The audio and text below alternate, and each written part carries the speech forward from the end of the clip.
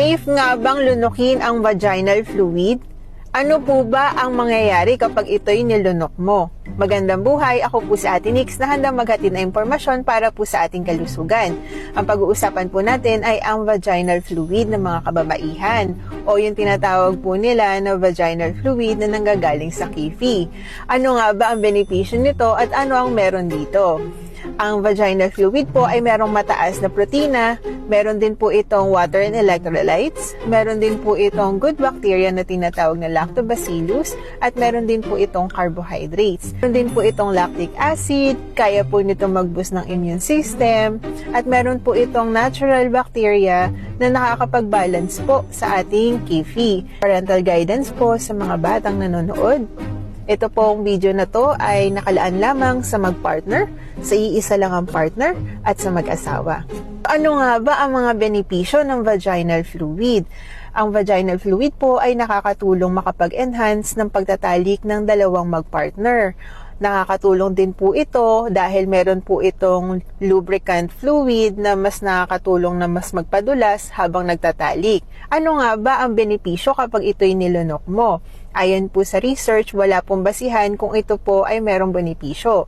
Ngunit, ito po ay nakakatulong kapag po ang dalawang magpartner ay nagtatalik, nagkakaroon po ng enhancement sa kanilang sexual intercourse. Ayon po sa research, safe naman pong lunukin ang vaginal fluid.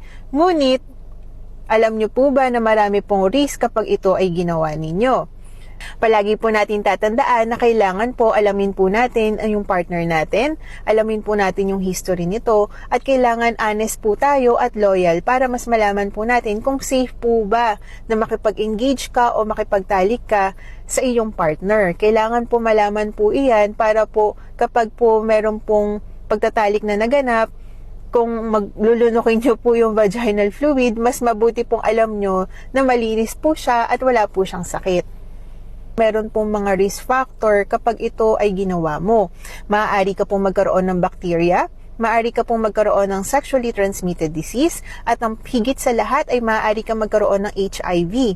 Ito po ay very talamak na sa buong Pilipinas at mataas na po ang rate at dumadami pa po ang rate ng merong HIV, STD, STIs, or pwede din pong UTI. Lagi po nating tatandaan na ang lahat po ng ating actions ay meron din po mga risk factor na maaaring maganap kapag ikaw ay hindi nag-ingat. Please watch, share, and follow me for more videos. Alam mo po ba na pwede kang manalo ng 500 pesos? Ang gagawin mo lang po ay isi-share mo ang aking mga video. Mamimili po tayo ng 5 lucky sharer kada linggo. Magandang buhay!